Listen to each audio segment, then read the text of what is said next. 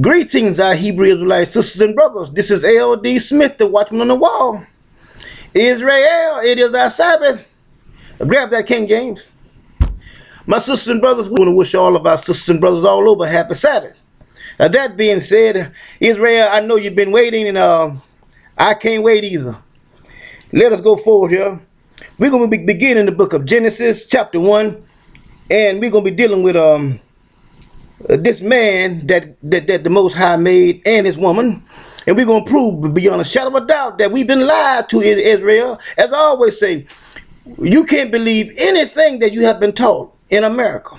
All right? Now, going forward, let us look at Genesis chapter 1 and verses 26 and 27. We're just going to make a little quick overview, and then we're going to move forward. All right, Israel? Now, watch this right here. God said, let us make man in our image, after our likeness, and let them have dominion over the fish of the sea, and over the fowl of the air, and over all the cattle, and over all the earth, and over every creeping thing that creepeth upon the earth. All right. Now, God is saying here, let us, talking to those creating spirits, the spirits that make up man itself, to make up your personality, everything about you, these spirits are creating. And then God is saying, okay, that's what I wanted. All right, now we're gonna move a little further here. He said, let them have dominion, right? So we know that they're gonna have dominion over the whole earth. But that's gonna change, because God is gonna get a part of the same earth and make him a garden. All right, now watch right here. Verse 27, it says, so God created man in his image. All right, what it's saying to Israel is that God created the man in his image, not in the image of God, but in the image that he wanted man to be in. That's the image that God created him, not how you've been taught. Because if he created man in his image, then he would be just like God. Now watch this right here. He said, in the image of God created him. What happened here is God created this man here when he was in his image, the image of God. Now, remember I said I will prove it to you and I will show it to you. Now watch this right here. He says, male and female created he them. Now, let me show you some forms that God himself, always operates in the Old Testament. Remember the burning bush, right? That's one. Now, let us go to the book of Numbers. Let us go to Numbers. Well, let's stop at Exodus. Exodus 33. Let's look at that one. And 9. Watch it right here. It says, and it came to pass, as Moses entered into the tabernacle, the cloud, the pillar, descended and stood at the door of the tabernacle. And the Lord talked with Moses, and all the people saw the pillar, the cloud pillar standing at the tabernacle door. And all the people rose up and worshiped, every man in his tent. And the Lord spake unto Moses face to face, as a man speaketh unto his friend.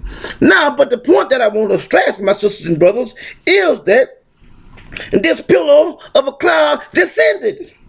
And God himself was in that cloud, in the form. Okay, it's sort of like, you guys ever seen Star Trek before? And when they say, beam me up, Scotty, and he began to beam him up, and you could see particles, and you could see through him and stuff like that. And then finally they materialize. All right, watch this right here. Watch that. Now, let's look at Exodus 34. Watch it right here now. 34, Exodus 34. Let's look at verse 5. He says, and the Lord descended in the cloud and stood with him there and proclaimed the name of the Lord. Now, see, it stood there. Now, let us go to Numbers. Watch it right here. Numbers will bring it out a little clearer. Let us go to Numbers, son. Numbers, chapter 12, verse 5.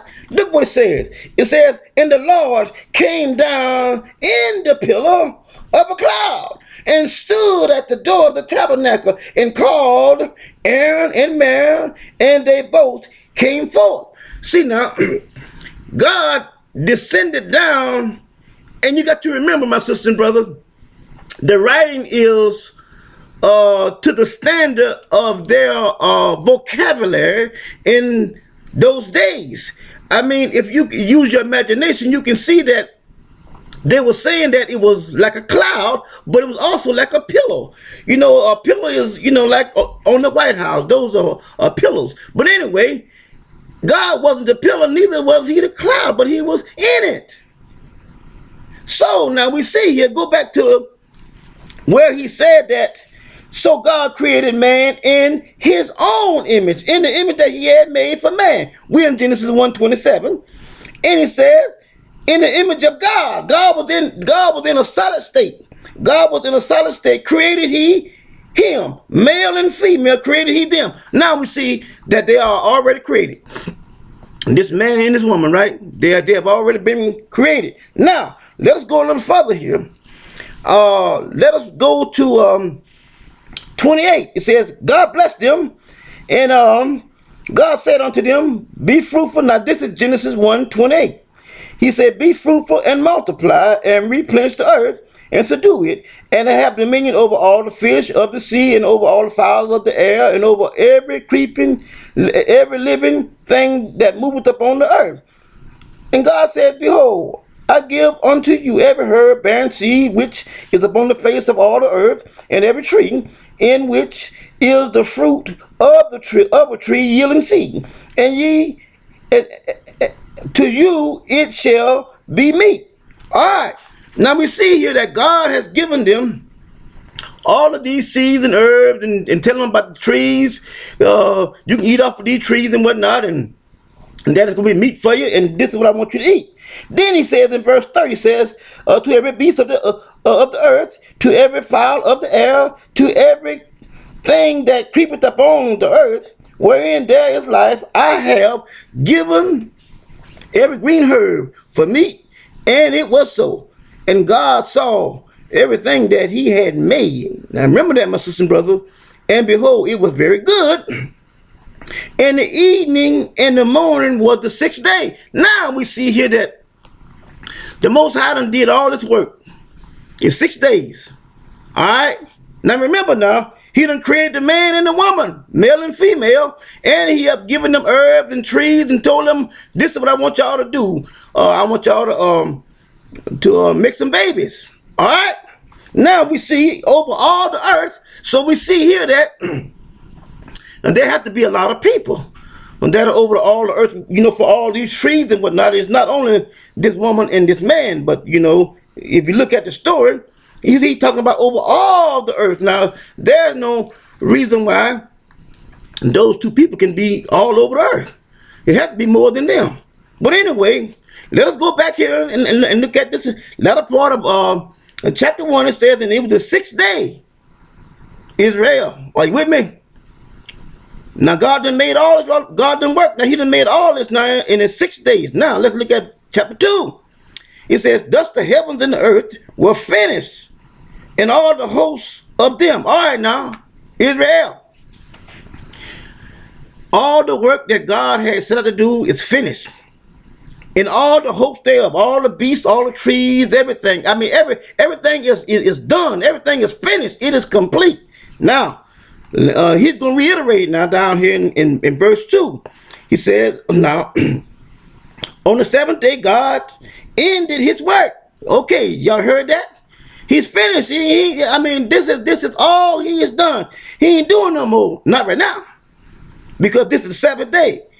He have ended his work, and he have completed everything that he started to do. The man, the beast, the trees, the herbs, everything is completed.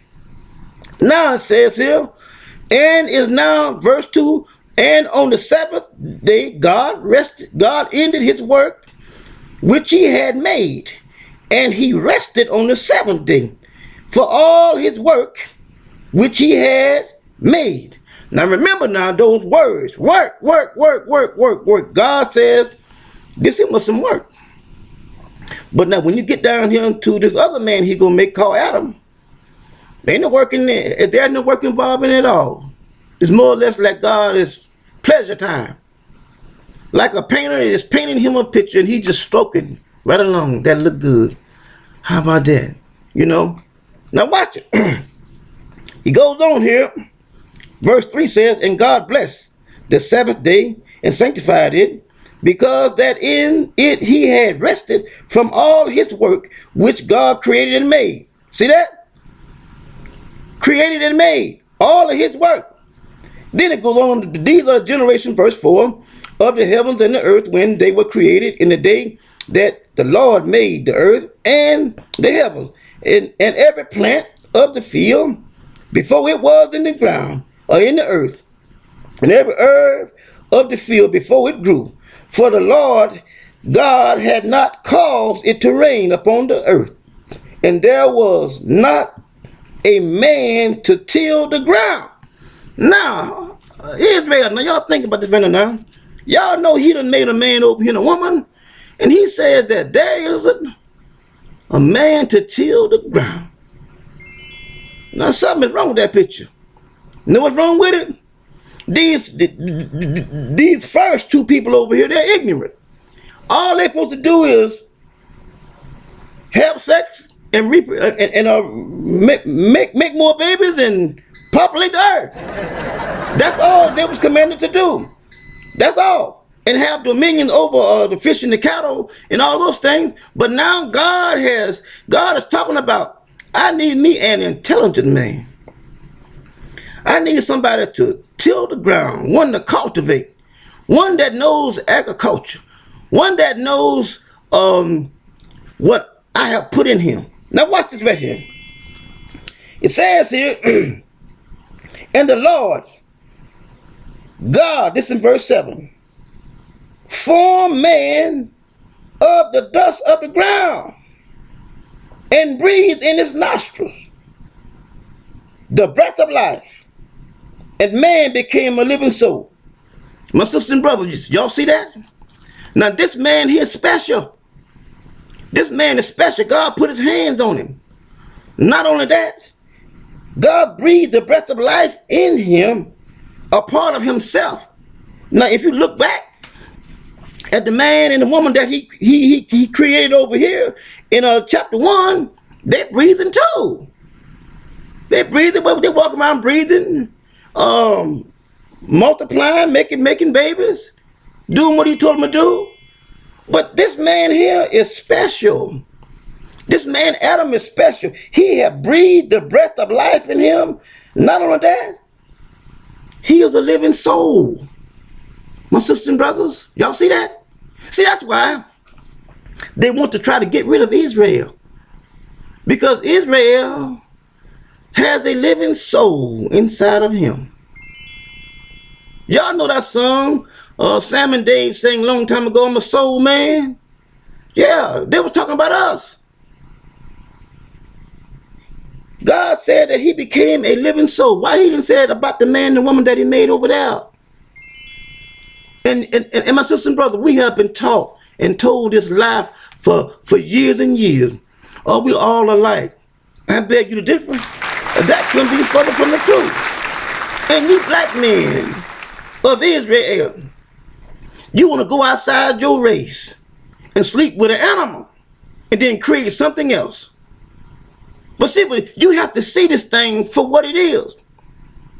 I'm going to jump a little ahead of myself because I got to stress this point. When God made Eve and brought her to Adam, Adam said, this is bone of my bone and flesh of my flesh. Why God didn't go over and get some of these that he put outside the garden, made outside the garden? Why he didn't go and give that to Adam? She was already there. She was a woman. Why he didn't bring her to Adam? Because God is particular about his people.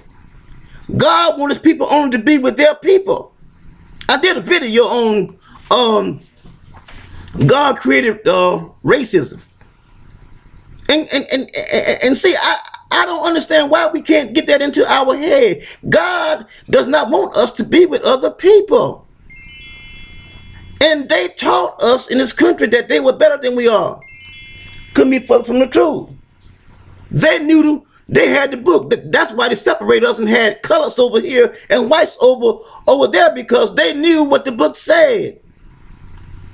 But master children, they want what master wanted, and master didn't want his children.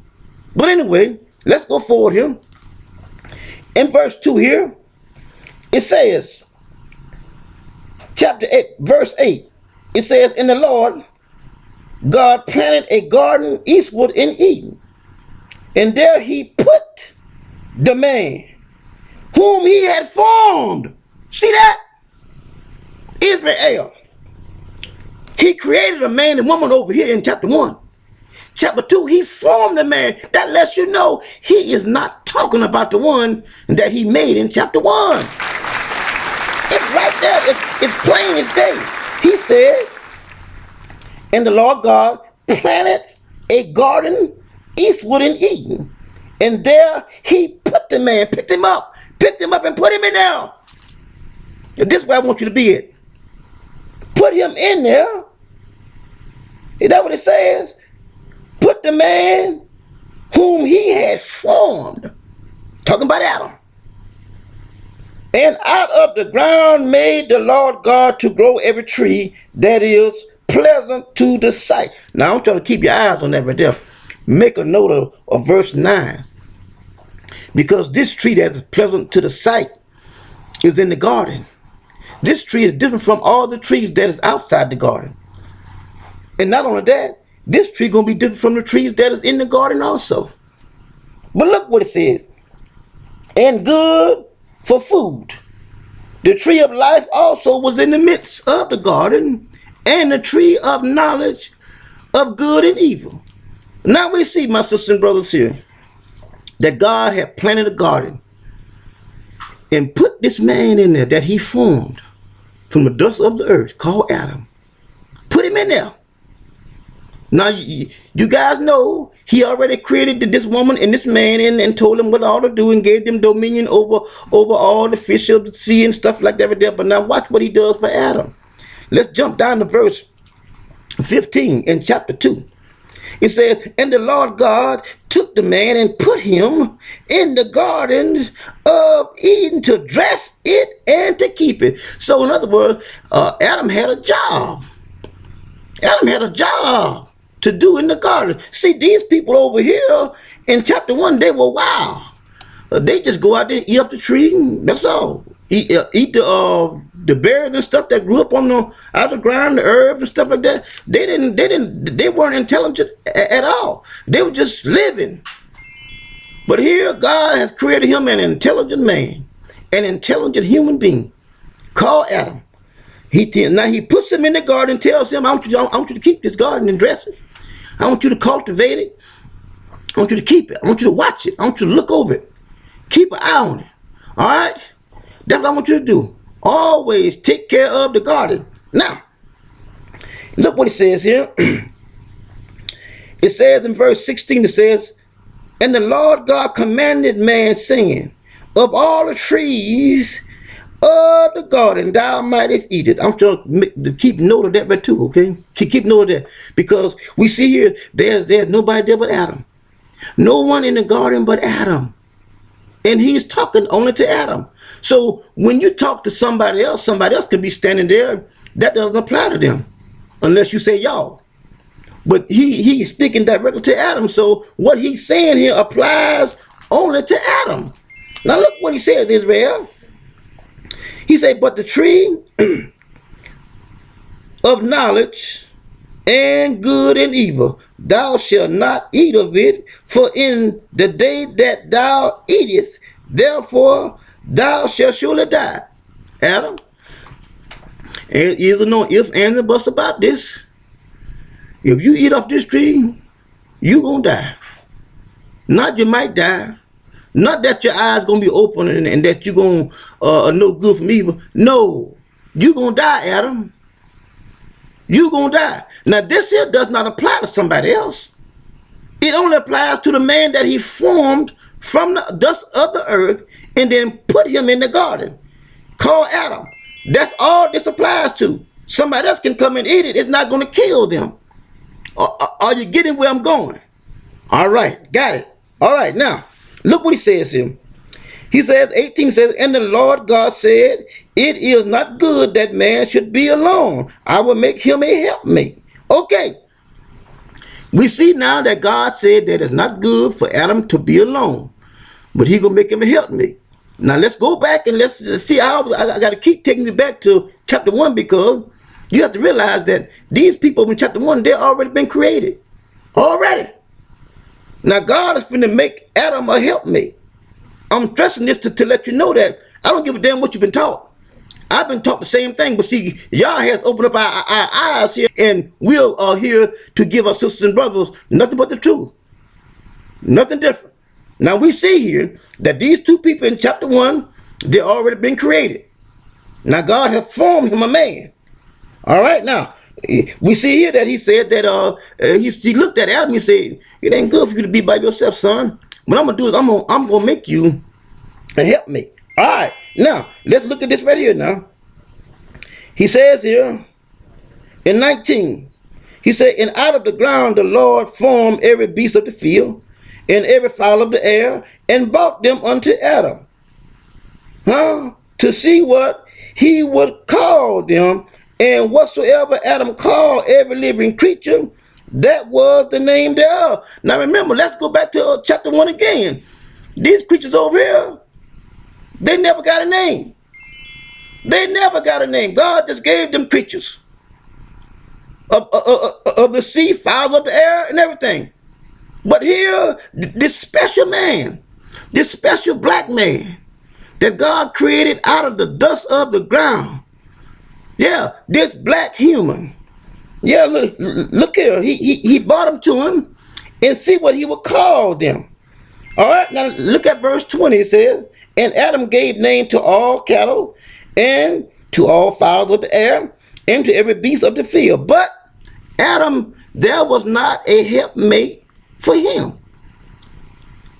Now watch right here, my sisters and brothers. And the Lord caused a deep sleep to fall upon Adam, and he slept. And he took one of his ribs and closed up the flesh instead thereof. And the rib which the Lord God had taken from man, he made woman. See that? And brought him unto the man. Now, my sister and brother, let's go back up here and look at this right here. Like I said, God could have gave Adam one of the women from over there. But look what he did. To keep it real, to keep it the same, to keep it black, he got it from Adam and made the same thing, but only this time he made him a female. See that? That's how meticulous God is about his people. God does not want his people mingling with other races. You are unique. You are different. We do not supposed to be with other races. I mean, I don't give a damn what New Testament says. I don't give a damn what nobody's telling you this bullshit. God does not want you to be, if you Hebrew, God does not want you to be with nobody else but your own people. And another thing, everybody that has color in their skin is not Hebrew. They're not, because they have some of the enemy blood in them. They have always said that, well, one drop of blood makes you black. Who can measure one drop? No, one drop, to keep it real, one drop of anything else in you makes you not Hebrew. That's the way it is. Now, look what he says here. In 23, he says, and Adam said, this is now bone of my bone and flesh of my flesh. You can't get no real than that. That's just like Abraham and Sarah. You can't get any realer than that. My flesh, your flesh. My bone, your bone. As a matter of fact, we're the same. You can flip us over. We're the same. We're the same. That's what God made. The same. Now look what he says. And Adam said, now this is bone of my bone and flesh of my flesh. She shall be called woman. Now God brought the woman to Adam. Up here, she's already called a woman. But here, Adam calls her a woman. I wonder, how did Adam know? Y'all know how he knew. All right. Look at this right here. He says, flesh of my flesh and bone of my bone and flesh of my flesh. She should be called woman because she was taken out of me. See that? See that? I mean, it's right there in the page, my sisters and brothers. This is from the beginning. And I'm telling you, you can't be this way in the beginning, then down at the end, you change to something else. You got to be the same at the end. Okay. Then he says, therefore, shall a man leave his father and his mother, and shall cleave unto his wife, and they shall be one flesh.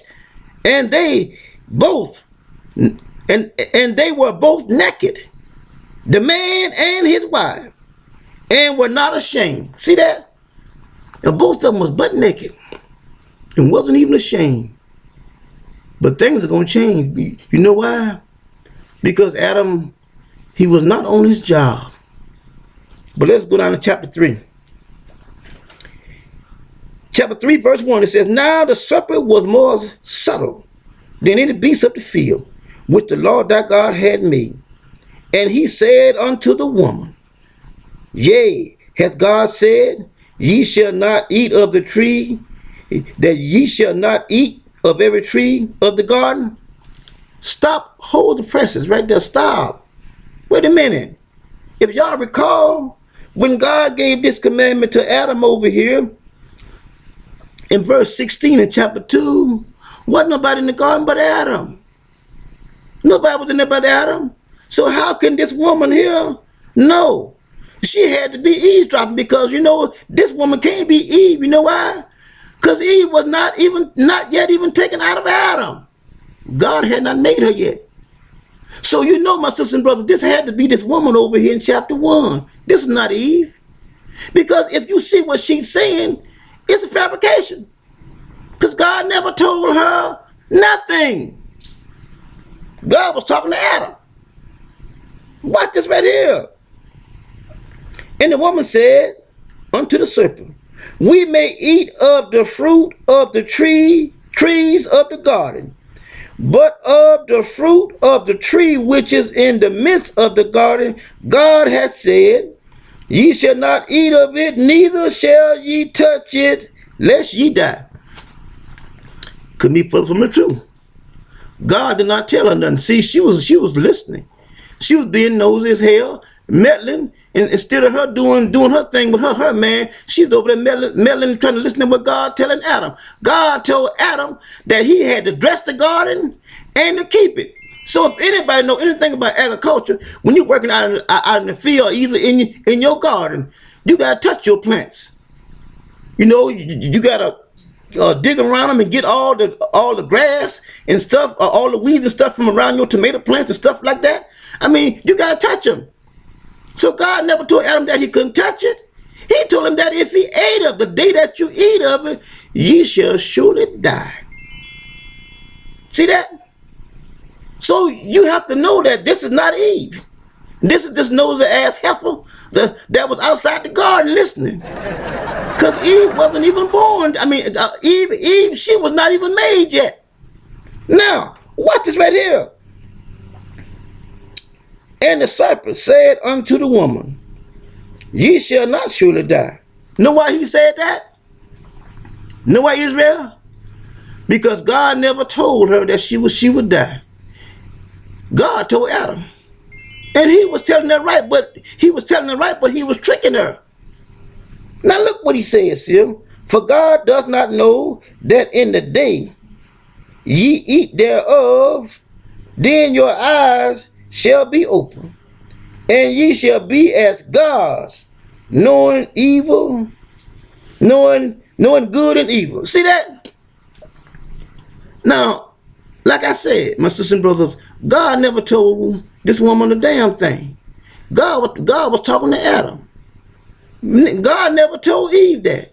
But here's the kicker here. Watch this next verse. Because I told you guys to write down in chapter 2, verse 9, where it says pleasant to the eye.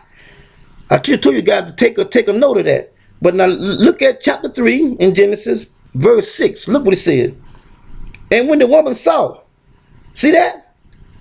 When the woman saw that the tree was good for food, and that it was pleasant to the eyes, and the tree was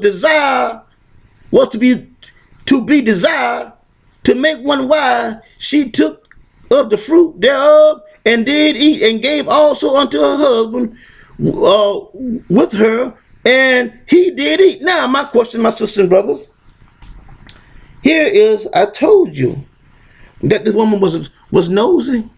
I told you this is a person that has nose issues. She has a nose problem. She is a meddler. She was meddling in God and Adam conversation, and God wasn't talking to her. That's why she got it all wrong.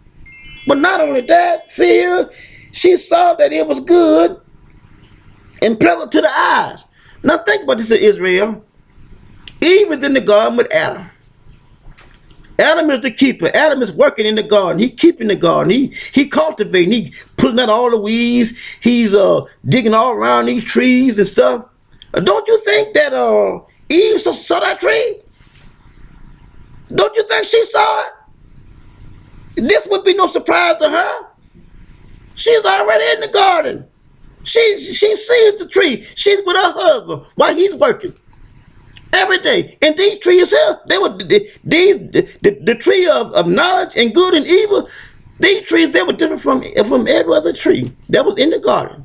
Don't you think that somebody walking around in the garden, working in the garden with their husband, they would know that these two trees here are different from all the other trees?